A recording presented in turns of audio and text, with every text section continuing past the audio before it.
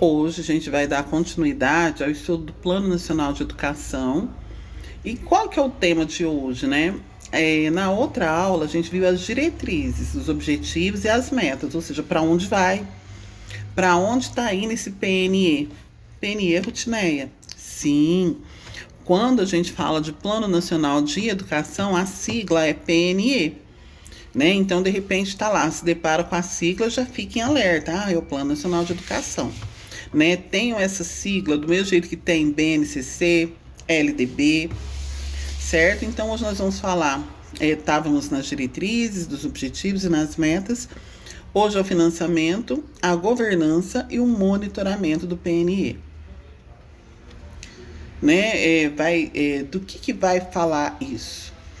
Da governança federativa. O que é federativo? Brasil é república federativa. Então, quando se fala essa questão de federação, quer dizer que o Brasil é composto de vários estados. Está considerando, inclusive, que ele é uma unidade, mas que ele tem ali seus 27 pontos de vista, que são os estados. E o Distrito Federal, né?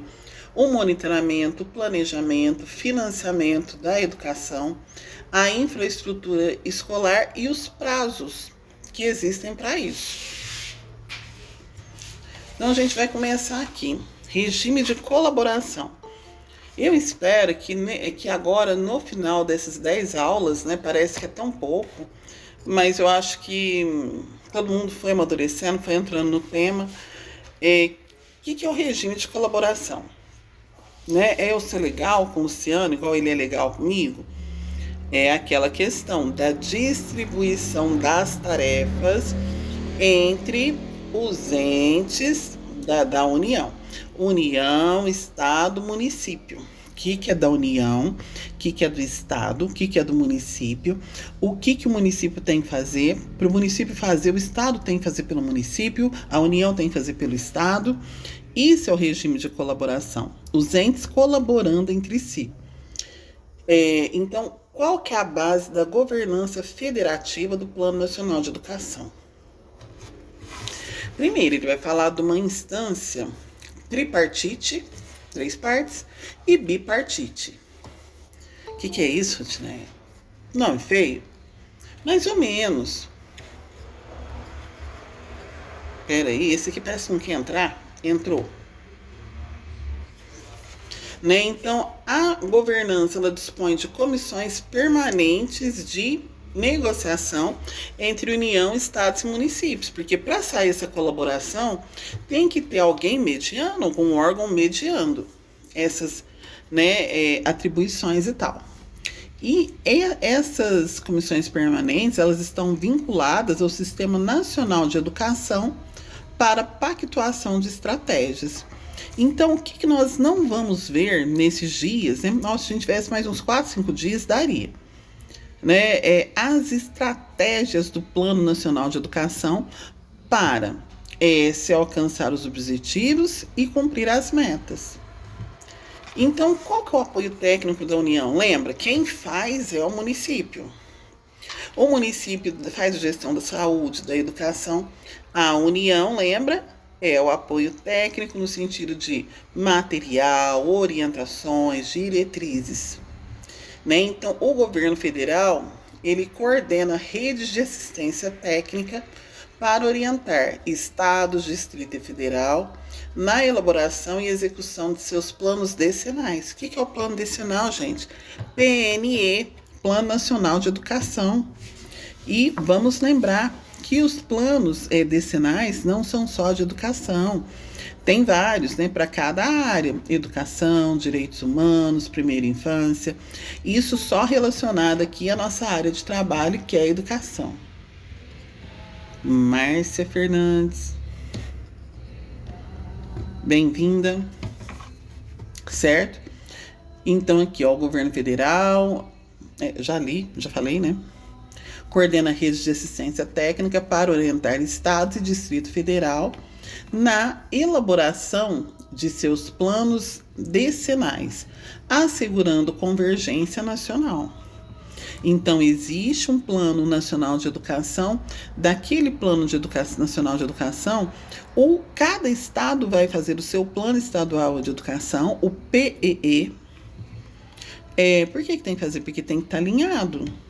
Só vai mudar os números. Então, se a meta, por exemplo, é universalizar a pré-escola e aumentar em 20% a matrícula de alunos de creche, se é nacional, não é 20% não, viu? Nem fala que é porcentagem.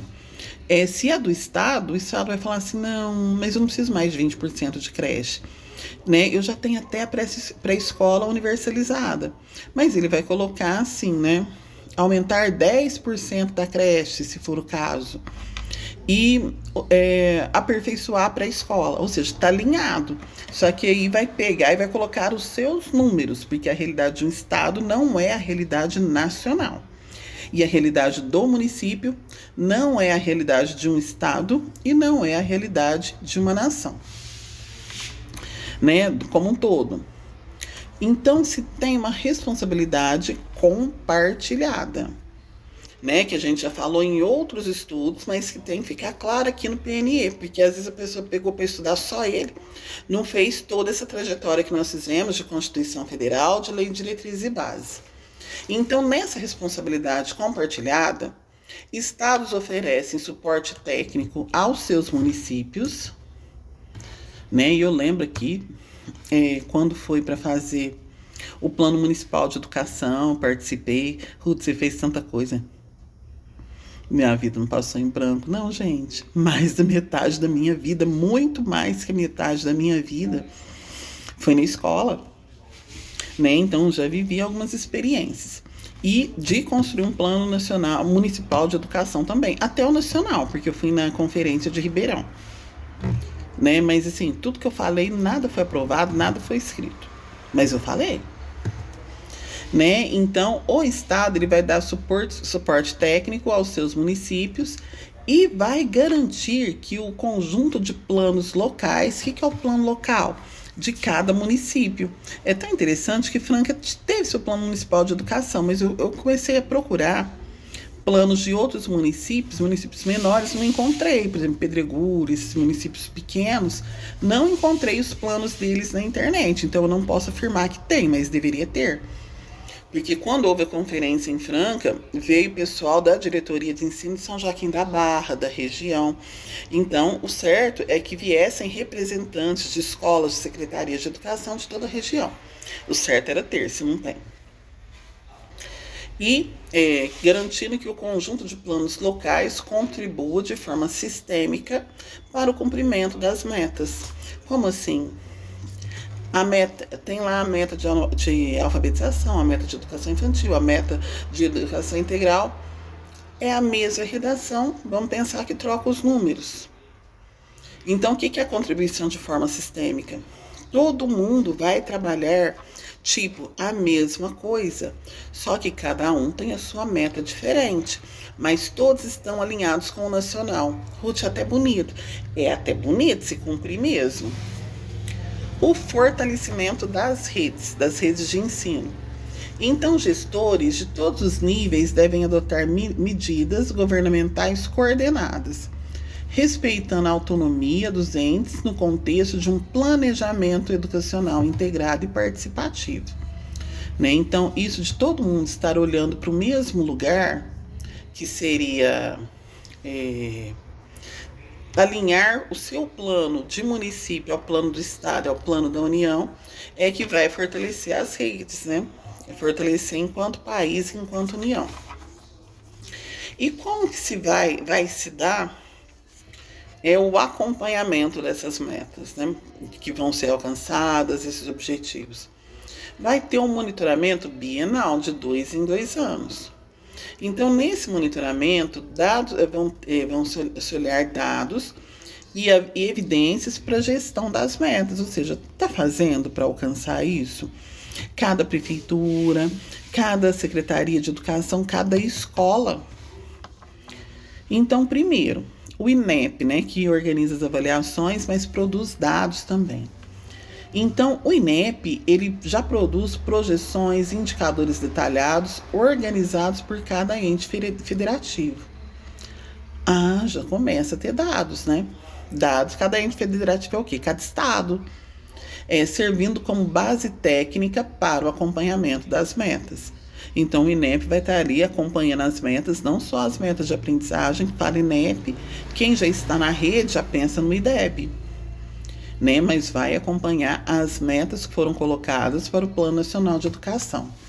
E nesse acompanhamento vai ter uma publicação bienal de índices, porque para fazer o plano teve que ter um diagnóstico, né, de ver, para você saber, não é 20 não, mas eu estou usando esse número como exemplo, que tem que aumentar 20%, você tem que saber em quanto está e quanto precisa, e o meio que é quanto dá conta de fazer daquilo que precisa.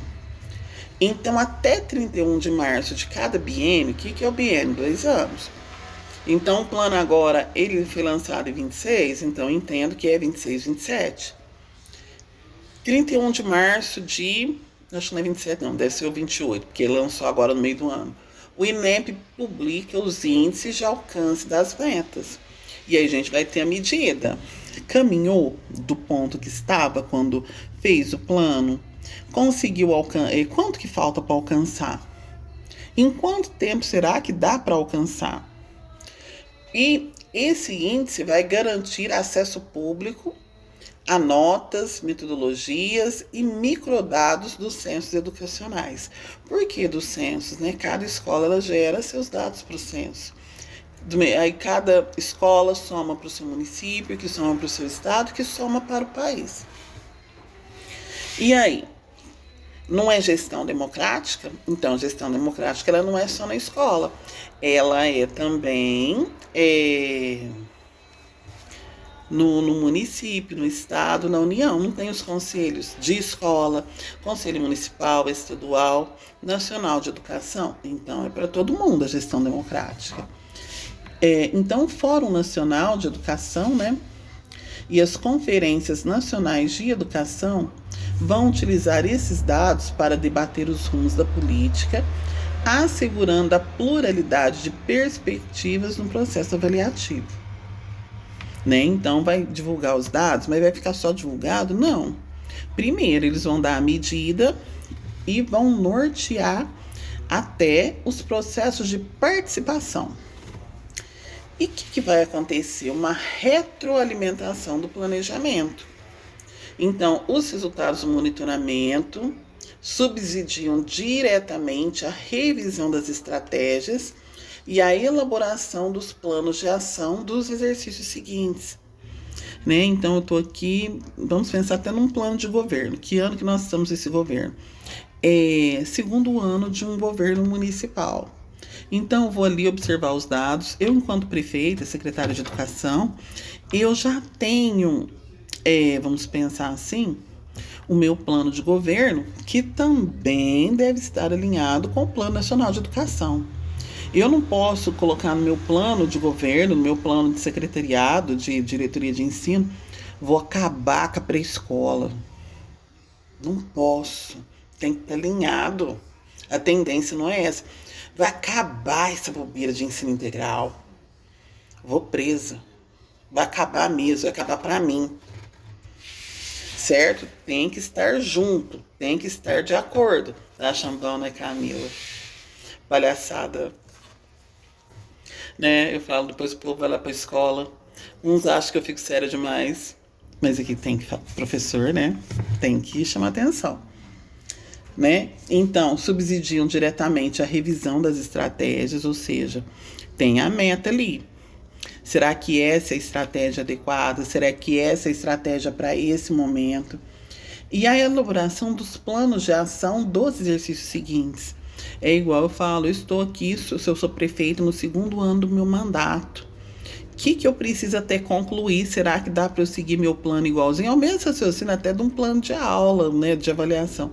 Será que dá para eu seguir meu plano igualzinho? Bem, eu fiz o meu plano de governo de acordo com o PNE 2014. Será que eu tenho que mudar alguma coisa em relação de 2026? Né? Então, aqui, ó, elaboração dos ajustes para os exercícios seguintes, Fechando o ciclo de gestão. Não estou achando o cursor do meu computador. Achei. E um monitoramento a cada 2 anos, que é o bienal. Tá, monitorei. O que é monitorar? Ver se está acontecendo e que medidas eu preciso tomar. Qual seria o plano de ações educacionais, né? Porque esse plano de ações ele vai operacionalizar as políticas públicas. O que é política pública, Rotina? É quando a lei chega no aluno. O uniforme escolar é uma política pública de permanência do aluno na escola. É a lei chegando no aluno. Primeiro passo, né, nesse plano, elaboração e diagnóstico. Eu tenho que saber como estão as coisas para eu saber o que eu tenho que melhorar. Então, a cada 2 anos, os entes, quem que é ente? Estado, município, União, devem formalizar planos detalhando políticas, programas e a alocação de recursos nominais e percentuais vinculados a cada objetivo do PNE. Como assim, Ruth? Percentuais vinculados aos objetivos do PNE. Se eu tenho ali educação especial no meu plano, quanto que eu vou destinar para educação especial? Né? Lembrando assim, o que eu tenho que pagar, né? Eu tenho que ver questão de professor de apoio, eu tenho que ver escola especializada, quanto do montante que eu tenho, dos meus 25% de município que eu posso gastar com educação especial, quanto que eu posso gastar com programas de formação e alfabetização, quanto daquele valor é para merenda escolar. Não é assim aleatório falar assim, não, eu quero melhorar a merenda, eu vou tirar da alfabetização, não precisa ler não, tem só comer. Não, não é assim que funciona. Certo? Quanto que deve ir para quem? E aí, a partir do momento que eu tenho um diagnóstico, que eu sei o que eu preciso, o que está faltando, vai ter a definição de prioridades e de recursos. Ou seja, o que está mais urgente e como que eu vou direcionar o recurso.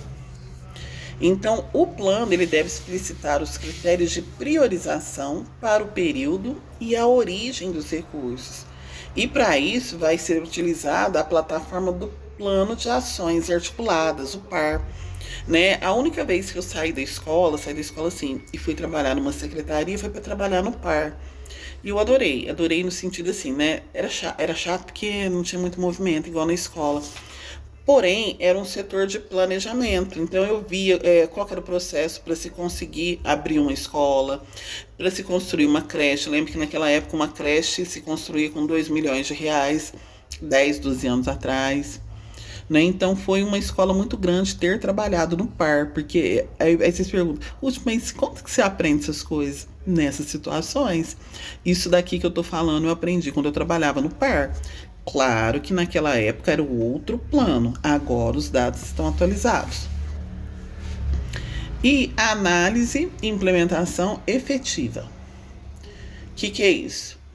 Esse documento ele vai exigir uma análise comparativa de resultados alcançados e justificativas técnicas. Né? Ou seja, análise comparativa, que eu precisava, onde eu precisava chegar, onde eu cheguei, para eventuais desvios do planejamento anterior. O que são esses desvios? A correção de rota. No meu plano original estava indo por um caminho, mas aconteceram coisas, eu precisei ajustar. Por que ajustar e não modificar? Porque modificar é sair do plano, e os planos devem estar alinhados. E nada se faz sem a transparência e sem a fiscalização. Ou seja, os planos eles são encaminhados aos órgãos de controle, conselhos de educação, garantindo que a sociedade acompanhe a aplicação das verbas e a evolução das políticas locais. Então, quem que vai garantir a transparência e a fiscalização? Os órgãos de governo também, mas a sociedade civil organizada. Aonde? Nos conselhos de educação, o próprio PAR tem um conselho, na ação até dos próprios vereadores, dos políticos eleitos, né? Então tem muitos setores da sociedade que estão aí para fiscalizar, na própria escola, que começa com a Associação de Pais e Mestres, com o Conselho de Escola. certo? E aqui a gente se encaminha para as diretrizes de financiamento, né? Que vai falar da equidade e do padrão de qualidade. Então, eles trazem aqui as observações quanto ao custo do aluno qualidade. O nome já fala. Quanto custa um aluno para o Estado para que ele atinja a qualidade desejada? Eu achava tão interessante, né, quando eu era professora iniciante, e era uma fortuna esse valor que eu vou falar quando eu era professora iniciante, falar que um aluno custava 8 mil reais, 10 mil reais, eu nem sei quanto que custa hoje, gente, por mês. Aí eu fui entendendo que se você for somar, nossa, o salário de cada profissional da escola, o valor da merenda, o valor dos materiais, dos equipamentos que tem na escola, a manutenção disso por parte da prefeitura. Se você for somar tudo isso e dividir pelo número de alunos, é isso. Ah, entendi como que um aluno custa 10 mil reais. Para mim era muito dinheiro, né? E há 20 anos atrás até era mesmo, mas eu falava assim, gente, mas um aluno gasta tudo isso? Gasta, porque é tudo que é gasto na escola, na Secretaria de Educação, dividido pelo número de alunos que se tem em cada escola, em cada rede. Então, no custo aluno qualidade, o financiamento deve observar os padrões nacionais de qualidade pactuados, ou seja, qual que é o padrão? O que eu preciso atingir? No sentido de garantir recursos suficientes para que cada estudante tenha acesso a insumos educacionais adequados. Né? Então, é a gestão para que o aluno tenha tudo isso. É a questão da transparência e do controle social. Transparência, que eu falei isso, gente. Tem Conselho Nacional de Educação, Conselho de Escola, Conselho Estadual, Conselho de tudo quanto é trem. Ruth, eu vou pôr trem na prova? Eu vou falar. Você não vai pôr nada na prova, já vai estar escrito, porque é de teste, né? Então, a aplicação de recursos exige divulgação detalhada das despesas correntes e de capital, além do fortalecimento dos conselhos de acompanhamento e controle social. Quando eu falo conselho de tudo quanto é trem, é um controle social. Porque quando eu tenho um conselho de educação, por exemplo, um conselho de assistência social, tem pessoas que são do governo, tem pessoas que são da sociedade civil.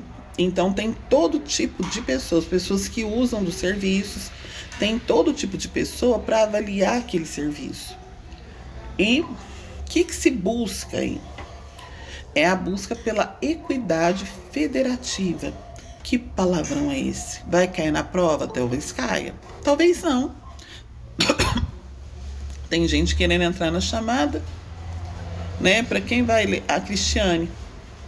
Para quem vai ver esse nosso vídeo, tem uma vergonha, gente, o povo ver o vídeo, eu não sei editar nada, mas também nem teria tempo de ficar olhando para tirar, né? Nós estamos numa chamada do Google Meet, então quando eu paro ali para falar fulano vai entrar, é autorizar a entrada. Então, as políticas de financiamento, elas visam diminuir as desigualdades sociais e regionais também. Então, sociais dentro dessa sociedade, dentro desse município, vamos dizer, e regionais desse município perante os outros. E elas focam na capacidade de investimento dos sistemas públicos de educação básica. Isso é equidade federativa. Dar mais para quem tem menos e dar menos para quem já alcançou alguns objetivos. E, sendo assim, quando a gente vai lá para o regime federativo aqui, é prestar uma assistência técnica baseada na equidade. Ou seja, para esse PNE, Plano Nacional de Educação, o MEC ele vai editar um marco referencial de equidade para orientar a redistribuição financeira entre os entes. Que entes? Estado, município e União. E priorizando grupos populacionais específicos e tradicionais. Quem é os grupos tradicionais, gente? Povos indígenas, povos quilombolas. Esses são considerados populações tradicionais. E aqui, eu estou falando de educação, mas ele me coloca quais são os recursos estratégicos. Petróleo e gás como alavanca educacional. E no outro plano, lembro que era ainda o governo da Dilma Rousseff, que para mim assim, parece que passou igual um relâmpago, não lembro nada, só lembro que deu impeachment. Se falava muito do pré-sal, mas aqui é exploração de petróleo e gás natural. Vai-se dizer que parcelas de participações e compensações financeiras, ali da Lei 12.858, são destinadas exclusivamente à educação pública para assegurar o cumprimento de metas do PNE. Né? E qual que é a prioridade em infraestrutura? Vamos lembrar que essa compensação financeira, lembra lá quando a gente fala do salário e educação, que é contribuições de empresas. E às vezes essas empresas não têm necessariamente a ver com educação, mas elas destinam ali, não porque elas querem, claro, parcela para o salário e educação, que é um imposto destinado à educação. E aqui a exploração do petróleo e gás natural, ela funciona mais ou menos da mesma forma. Não é? Parece que tem nada a ver, mas são participações do mesmo jeito que é nessa outra política. Prioridade na infraestrutura. Então, a legislação determina que esses recursos adicionais sejam aplicados prioritariamente na modernização da infraestrutura da educação básica nacional, no 1º ao 5º ano. O terceiro, a adicionalidade orçamentária. Que termo cabeludo! Então, esses valores eles precisam ser aplicados em acréscimo aos mínimos constitucionais. Quais são os mínimos constitucionais? 25% educação para estados e municípios, 18% para União. Então, eles vão ser adicionados a esses valores obrigatórios, garantindo um novo fluxo de investimento sem se substituir as verbas vinculadas. O que é as verbas vinculadas? O 25% para estados e municípios e os 18% que devem ser destinados à educação para a União. Ou seja, vai manter essa porcentagem e ainda adicionar a elas. Vocês falam, Ruth do céu, mas vai rachar de ganhar dinheiro. Eu falo assim, gente, eu entendo que pode haver melhorias, mas rachar, acho que ainda não. E a consonância que deve existir entre o PNE, Plano Nacional de Educação, com planos orçamentários de cada estado, de cada município. Então, o plano plurianual, PPA, que é o PPA do município, e a Lei de Diretrizes Orçamentárias, a LDO, de todos os entes, devem ser elaborados em total harmonia com as metas de financiamento do PNE. Rutineia, então, quando é assim, tudo que envolve gasto com educação e planejamento de orçamento tem que estar de acordo com o Plano Nacional de Educação? Sim. Como que eu faço um plano de governo, por exemplo, se a maior fatia do orçamento deve ir para a educação, se eu não observo essas metas? Né? Então, é uma determinante, por isso que é tão relevante se estudar esse Plano Nacional de Educação para um concurso público. Você, para entrar numa rede, tem que saber para onde ela está indo. E aqui, ó, Programa Nacional de Infraestrutura. Infraestrutura de quem? Das escolas. Igual eu falei, eu não peguei a época das escolas de lata, mas elas existiram. E deve haver uma prevenção aqui da União para que elas não voltem a existir. Então, primeiro, salubridade e condições mínimas. Quando eu falo que algo é insalubre, quer dizer que as condições ali sanitárias daquele lugar não dão condições a gente permanecer. Então, a garantia de infraestrutura básica de funcionamento em todas as escolas públicas de educação básica até o final do 3º ano de vigência do plano. Então, aqui, igual eu falei, assim, ainda não vi se vai começar a contar em 26 ou 27, mas terceiro ano do plano, se for 26, 26, 27, 28, acredito ali, né, como foi no segundo semestre de 29, deve-se observar se ainda tem escola sem infraestrutura, que é quando se vai fazer a parada para analisar isso. 2. A redução de desigualdade de oferta. Então, é a implementação de reformas e adequações contínuas para diminuir a disparidade física entre diferentes redes de ensino e localidades geográficas. Então, num lugar tem escola de lata, no outro a escola já é super moderna, então tem que diminuir a desigualdade, né? Aquele que ainda não tem, o governo tem que fazer com que ele se aproxime de quem tem. Se aproxime, assim, qualidade. Os padrões nacionais de qualidade. Então, se fala do atingimento até o final do decênio, ou seja, até 2036, dos patamares de infraestrutura física e tecnológica pactuados nacionalmente em regime de colaboração. Então, já se teve uma colaboração aqui. Estado, o que você vai fazer para os municípios terem infraestrutura? A União dando orientação. Até o final dos 10 anos, isso já está combinado.